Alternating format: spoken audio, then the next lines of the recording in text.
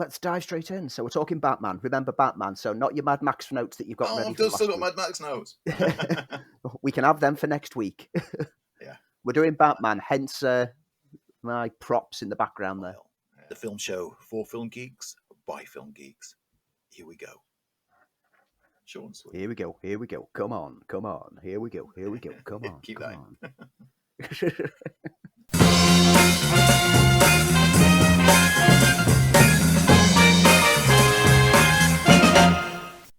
Bam, bam, ba-dam, bam. Ba-da-dam. I always have to do that. It has to be done. It does. It's a cue. No one was starting then. So do you when you editing. Hello and welcome to the FilmFile. I'm Lee Ford. I'm Andy Megan. And thank you for joining us for another week of film geekery. And if that's not a word, then it should be. And I'm going to petition. I'm going to send out one of those petitions on the internet that we all sign and nothing ever happens. I've been doing a bit of a Jerry Anderson thing this week. I started listening. I'll start that again. I've been doing You've been walking around like that. Yeah. Yeah. Such a visual gag. There's nowhere we can pull it. That's for the video. I'll start that one again because I've lost my train of thought. You're listening to the FilmFile, your favourite film podcast, brought to you podcast. Oh, yes. You'll be listening to the podcast. I don't know what I'm then. Went all into sort of, oh, yes. I don't know who that voice is, but he's somebody. It'll come to me. You're listening to your favourite film podcast, The FilmFile, with us, Lee and Andy, the film geeks, who do this weekly for your pleasure. Because we like to pleasure you. That's no, madam, no. Stop messing about. Is this a sequel to when you talked about if you were on the game? Yeah. Why is this so hard this week? Because you're pleasuring them. I'm ribbed for your pleasure. For your pleasure. Just anything that you want to email us about. Film, preferably film related, but I'm happy for anything. Medical conditions, what your dog's stool is looking like these days. I don't care. Just send me a message. No, madam, no. Well, you can email us with thoughts, suggestions, favourite films, any films that you're trying to track down that you want us to help you with. Just fire us a message. It's as simple as that. Podcast at filmfile.uk. And in another universe, that was probably the hardest amount of takes that we've ever done on doing that particular section. Anyway, moving on. As ever, every week, we do a deep dive into a film, whether it be classic, whether it's something we want to explore deeper, whether it's something that we didn't like but needs further investigation. When this came out, everybody was there for it. Picture yourself back in the year 1989. Picture yourself as being one of the, most in-your-face advertising campaigns probably ever for a movie, because that was the year of the bat symbol and Tim Burton's Batman. Dun, dun, dun, dun, dun. It's still best soundtrack. Dun, dun, dun, dun, dun. Yeah, it's a cracking theme tune. It's still the definitive Batman. It's like John Williams' Superman. We should mention that.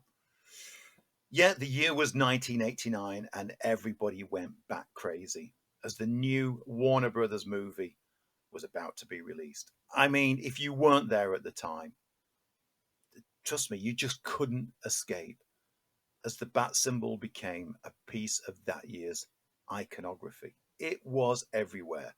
How to sell a movie on just a logo. And trust me, Warner's did. It is, and probably always will be, one of the most famous advertising campaigns ever for a film. And it stoked the fire. Of course, this was the big screen return of Batman, and everybody was talking about it. Produced by John Peters and Peter Gruber. Directed by the odd choice at the time of Tim Burton. Starring Jack Nicholson as the Joker, Michael Keaton as Batman Bruce Wayne, Kim Basinger, Robert Wuhl, Pat Hingle, very briefly Billy D. Williams, and Michael Gough alongside Jack Palance. The film takes place the story takes place early in the title's character. Start again. The film takes place early in the character's war on crime and depicts. Oh God. The film takes place early in the character's war on crime and depicts his conflict with the Joker. It had taken many years to get Batman to the big screen. At one point, everybody was connected with doing this. Ivan Reitman, as we talked about last week, was at one point down to direct Batman. Who was going to play the Cape Crusader? What were they going to do with it? Were they going to go the campy route that we'd left off from Adam West? Were we going to go into a new era and follow Frank Miller as part of The Dark Knight Returns? As part of Frank, were we going to go? We're going to go start again. We're going to go a different tone, thematically looking at Frank Miller's Dark Knight Return or Alan Moore and Brian Boland's The Killing Joke. Where were we going to go, and who was going to be the Batman? Many names were mentioned. Believe it or not, at one point, Bill Murray was in the running to be Batman. And we talk about how fans react now over social media. Can you imagine that one happening?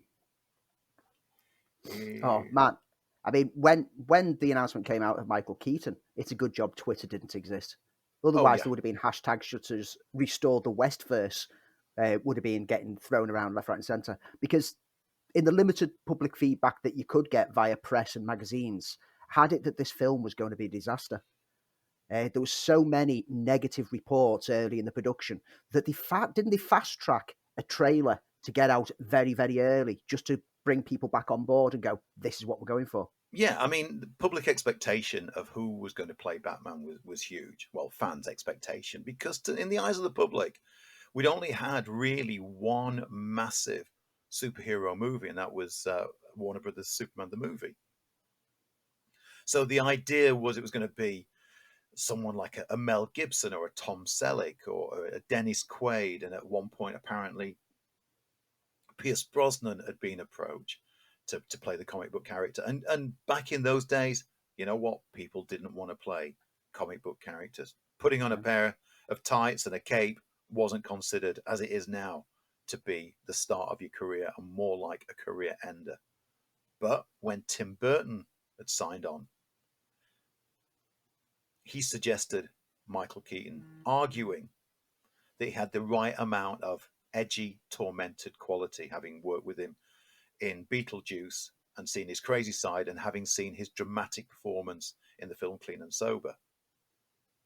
But as Andy said, it was met with a lot of fan distaste. Letters were written to Warner Brothers. And until we started to see how Keaton delivered iconically the role of Batman, and to some extent, probably still the best interpretation, in my opinion, of The Dark Knight, then we were looked as though we were going to be on edgy ground. Tim Burton was an odd choice to direct. He'd come off Pee-wee's Big Adventure. He'd come off Beetlejuice, but he brought a kind of stylized craziness, very much comic book quality, gothic quality to this particular movie. And interestingly enough, some of the other choices were, I can't think of who some of the other choices were. Do you know? Which ones? For director. Oh, Joe Dante, that was it. Oh, yeah. So some of the other choices I said were Ivan Reitman, people like Joe Dante. But Tim Burton won the role and made the Batman really his own. It wasn't just Batman, it was Tim Burton's Batman. Tim Burton's Batman. What do you think, Andy? I mean, 30 odd years. Was it 30 odd years? Yeah. 30 odd years later, Andy. Does it still have the same impact? Is it still a classic, or have we moved on from it? It holds up really well, and it can still grab new audiences, as demonstrated by the fact that my kids have watched them and enjoyed them. I'm say them because I'm also talking about the sequel that followed, Batman Returns. But Keaton, when he was cast, I mean, what what inspired casting? It's one of them that it's not what the fans would have gone for, but it's what the fans really needed. Yeah. Which sounds like a very Batmanish quote. He's not. But Keaton's involvement as well also was the reason why every interpretation of Batman since does a different voice for the Batman. And that's because Keaton, it calls himself a logic freak, and was concerned that surely it's going to be easy to work out who the secret identity is because he sounds, looks, and acts the same way as Bruce Wayne, and he's never in the same room as him.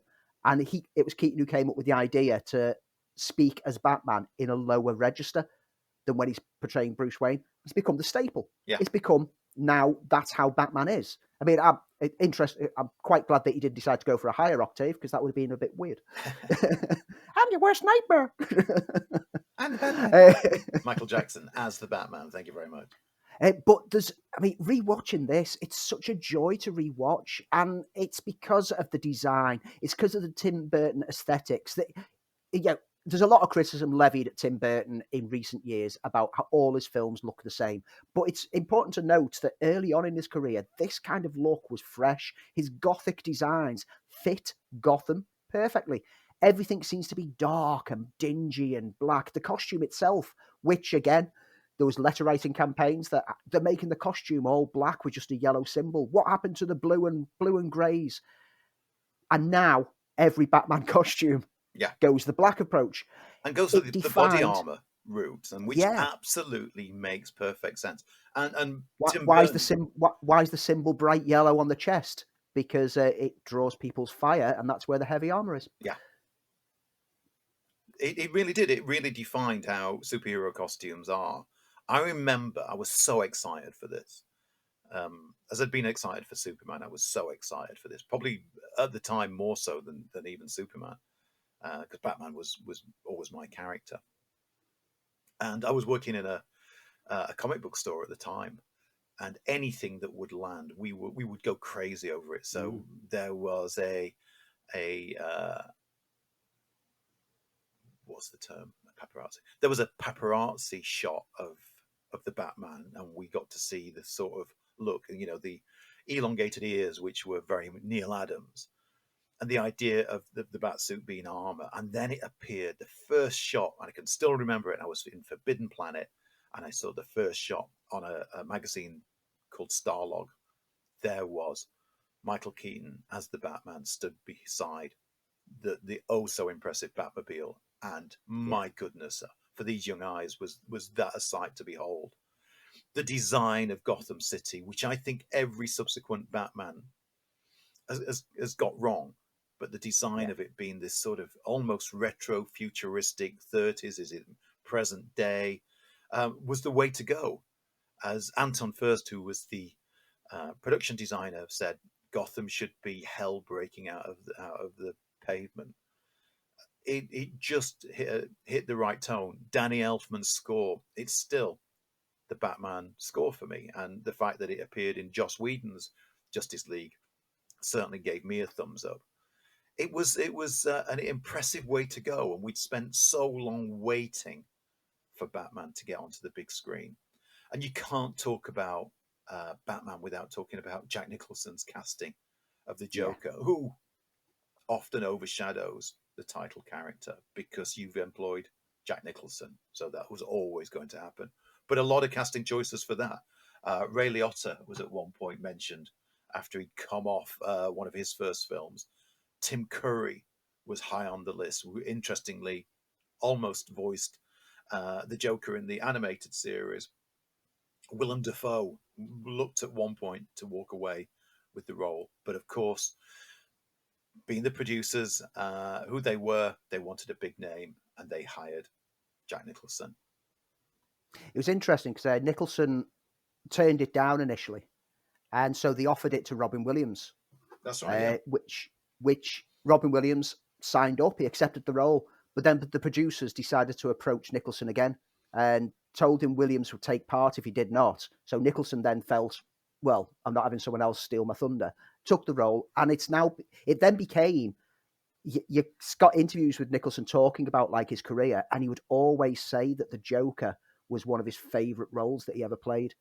He had so much fun in it. He delivered so much. I mean, he made 60 million making it because he took a percentage share. Yeah. So kudos to him. Right business decision there.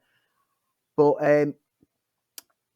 Williams, I mean, as a result of this, when Williams was asked if he wanted to play the Riddler in Batman Forever, he refused because he'd been messed around early on in the Batman production. Right. That he didn't want to work for Warner Brothers Productions until the studio directly apologized to him. But would Williams have been a great Joker? No, I think he would have been a great Riddler. I think Jack Nicholson was a perfect Joker because he's always got that little edge. He's always got that menace. And the thing about Batman is, as interesting as Batman is as a character, his villains are even more interesting and they need to be represented well. Nicholson was perfect piece of casting. Yeah, absolutely. He was a popular choice at the time, and he had a tendency to play as Jack Nicholson. Let's be honest. And every time he's on screen, he's amazingly, he's so over the top that he's back again. But as you said, he captured the insane quality that you want from the Joker, and the whole film had this sort of adhered to the comic book. It had bright colors. It was fanciful in its imagery, and it is the most Bar Cesar Romero screen accurate take on the Joker. Yep. It was the first time that we saw an origin story of the Joker depicted on screen. And I'm trying to think where I was going to go. Okay. And yeah, we've said like the aesthetics all look great. You quickly mentioned the Batmobile. I want to delve a bit further into the Batmobile because, man, that was the most demanded and collectible vehicle toy of all time. I still want a model of the Batmobile. I've got toy cars of it. I've got small models, but I want a huge model of the Batmobile because isn't that just a great design? I put it down as the definitive Batmobile. I love the Adam West era Batmobile, but the one from the Tim Burton's movies, that for me is the Batmobile. Absolutely, totally agree. I mean, I love the Adam West version, but and subsequently other Batmobiles outside of the Tim Burton one were always a little bit weak, but this was impressive. This was the Batmobile. I remember a friend of mine at the time who was a comic book artist being taken on a trip to the Warner Brothers set to see it and coming back and showing me a sketch of the Batmobile and it, it's basically it's a jet engine with wheels. It was absolutely fantastic. I've got a lot of love for it. There are a lot of faults with Batman as a movie. The story is very slight. It's highly influenced by Steve Englehart's run on Batman, which is a classic run. It makes a few changes to the Batman mythos, which even writer Sam Hamm, such as Vicky Vale being let into the Batcave by Alfred, by the Joker killing Batman's parents as opposed to Joe Chill, was somewhat problematic. But I kind of let it go. It really, really redefined Batman, both in the books and for the rest of their films. There was no way that you could go back and do a different take on Batman without Tim Burton's initial approach. I mean, the great thing about Batman is it led into Batman Returns. Yes. Batman Returns. I remember when Batman Returns came out, me and my friends went to see it on opening day, and I was underwhelmed by it on that first viewing. Really? I don't know what I was expecting. I think because the first film hit with such an impact and all the hype around the sequel, the Bat, the Cat, and the Penguin, and it just felt, I don't know, something didn't quite gel. But it's one of those films that when it came out on home release and I rented it out, I fell in love with it again. And I now prefer Batman Returns to Batman. Yeah, me too. Because I think that the story's stronger. There's a lot more going on. I think DeVito is magnificent as the Penguin. Again, the villains are more interesting than the Batman. And as for Catwoman, wow. Yeah, what Pfeiffer was She played, I get the same way that Michael Keaton played two personalities. He played Bruce Wayne, he played Batman. She plays Selina Kyle and Catwoman, and the two different aspects of personality. And we've not mentioned the music score all that much yet. You know, that iconic theme from Batman. You know, it's possibly what's his name? Danny Elfman. It's possibly Danny Elfman's finest score, but in Batman Returns, he even surpasses that with the themes around Catwoman. Yeah. All of her theme, the transformation of Selina Kyle is majestic with that whole orchestral score as like she's smashing her apartment or whatever. Dun, dun, dun.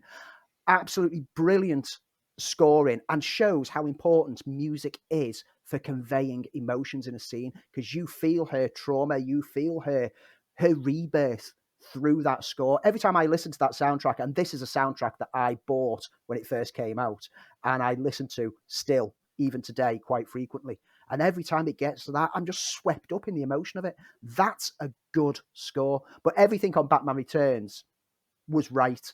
The gadgets were moved ahead a bit further. You know, the Batmobile had another little transformation where it turns into the bullet car. Yeah. You've got great performances from everyone involved, and it's more comfortable. It's laid the foundation with the first film. It's more comfortable to just jump straight in. It's dark, it's witty, it's Tim Burton through and through. And it's such a shame that after that one, Burton wasn't allowed, you know, they couldn't come to an agreement for him to do the third film. Yeah, because of that, we lost Keaton as Batman, who was up initially for doing a Batman 3. As history will tell us, it went to Joel Schumacher, who initially cast Val Kilmer as Batman, who wasn't bad, and then cast George Clooney, who was pretty terrible. I don't think he was, I mean, rewatching Batman and Robin, I don't think Clooney very was... brave of you. You're doing the Lord's work there, sir. I don't think he was particularly bad. I just think he was hindered by a bad film. I think he could have been a great Batman, but he just wasn't given the material to work with. I agree. Yeah, I'm being a little bit disingenuous. It wasn't Clooney's fault. It was clearly Schumacher's decision to take it back down to campy. I've got very little love for Batman and Robin. A slight little bit more for Batman Forever. There were some good ideas, and if that had been done by Burton and they'd not cast Jim Carrey in it, I think I've had it could have been a great film. It was an interesting take of where they wanted to go with it, explore the origin of the bat emblem itself. But ultimately, what we were left without the legacy were the two Tim Burton movies. Now, we've moved on tremendously, but we couldn't have had Batman today, opening this week, without having to look back over Burton's take on it. And this was at a time when superhero movies weren't a sure thing. Yeah. Superman and Superman 2 had done very well, but the subsequent sequels had failed miserably. But when this came out in June 1989, it scored and grossed 40 to 49 million during its opening weekend. It's those kind of figures that make the film an absolute a classic of its time, that proved that audiences wanted to see superheroes on the big screen. Yep. And taken seriously. I mean, yes, there's a lot of fun to be had. There's some silliness in there, but it's dark and brooding, and it's character drama rather than just, well, as much as I love the Adam West era, and I do love the Adam West era. Oh yeah, it was our introduction to the character. They were just crazy farce more than anything else, and I love them for being that. But Tim Burton's Batman showed us that you can take comic book movies seriously, and was daring enough to kill off the villain in the very last shot. Yeah, which many saw as a mistake, but yep, it also again set a trend. But this was an amazing time. We saw a Batman that was eerie and weird and spectacular and dark and entertaining. And even though Jack Nicholson's Joker overshadowed the title character, we got a great Batman in Michael Keaton. And so much so that Keaton's come back to play the part again in the Batgirl movie, and hopefully the Flash movie as well. So that's the amount of an impression that Keaton gave, and still is, despite all the other takes. I loved Affleck's take on it. Christian Bale, pretty good, but it is for me always going to be Michael Keaton's portrayal of Batman that is my Batman. One final side note about the legacy that Tim Burton's Batman gave. If it hadn't been for Tim Burton's Batman, we wouldn't have got that animated series. Yeah, well worth bringing and talking about, Andy, because it still is which is, I've got to be perfectly honest, the definitive take on Batman for me. Yeah, it was influenced by the style and the tone of the Batman. Use the soundtrack. Of Tim Burton's Batman. The soundtrack was retained in there. The Batmobile had been slightly redesigned, but it still had that kind of bullet-like look and did the power shielding. It was very much a product that came from the hype around Tim Burton's Batman. And I'm so glad it did, because it is the best Batman animated series ever. And all the Batman movies that we get now are inspired and drawn from that interpretation of Batman.